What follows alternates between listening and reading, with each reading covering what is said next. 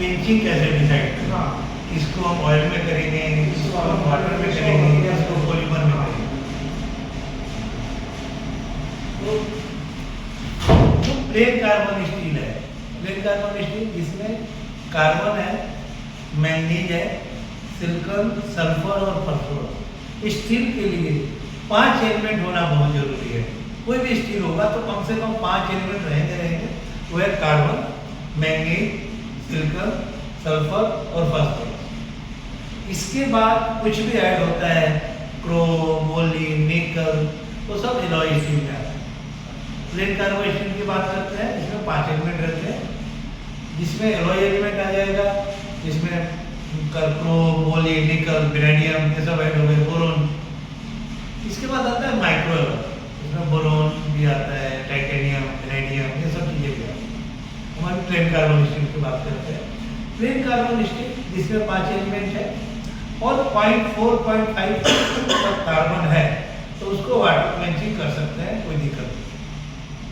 Water quenching करने का नुकसान क्या है? जब वाटर क्वेंचिंग करते हैं तो मटेरियल के सरफेस के ऊपर सिर्फ क्रेक डेवलप हो जाते हैं, बहुत बारीक, जो नेकेड आई से नहीं दिखते। बाद में चल करके जब गाड़ियों में प्रोडक्ट लगता है और चलते समय फटी क्रेक डेवलप होता है, धीरे धीरे धीरे क्रेक डेवलप होते हैं और वो बाद में ब्रेक तेज होता है, फेलियर आते हैं। इसलिए जो वाटर क्वेंचिंग है वो सेफ नहीं, सस्ते करके भाई सबसे सस्ता क्वेंचिंग मीडिया जो है वाटर है, इसलिए लोग उस पर चले जाते हैं, उसको करवा देते हैं। उसके बाद आता है पॉलीमर।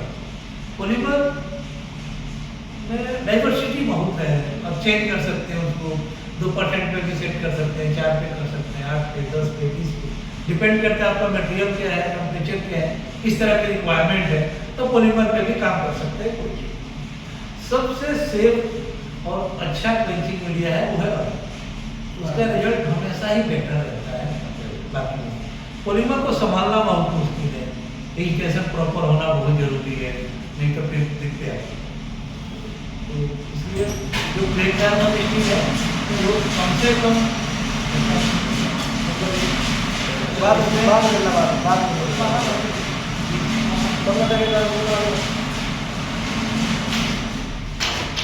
जो प्लेन कार्बन स्टील है उसको वाटर क्वेंचिंग करते हैं, कर लेना चाहिए, कोई ज़्यादा इशू नहीं है, करते हैं। हमारा मटेरियल में कार्बन बहुत कम है, इसमें तो 0.2 भी है, 0.3 भी है, तो उसको वाटर क्वेंचिंग भी किया जाता है।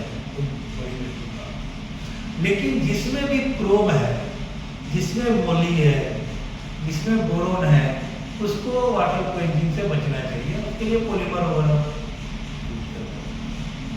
जो एलॉय है इसमें मतलब एक होता है कि माइक्रो एलॉय पे काम कर रहे हैं या क्रोम मोली थोड़ा है, तो हमने तो पॉलीमर पे किया है।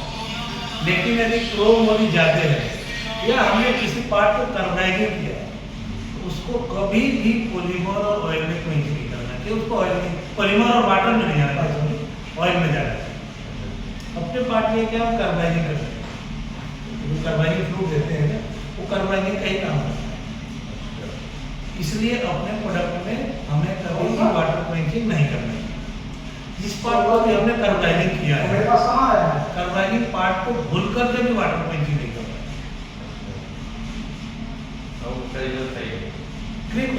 मेरे 3 घंटे चला है, वो एडवांस नहीं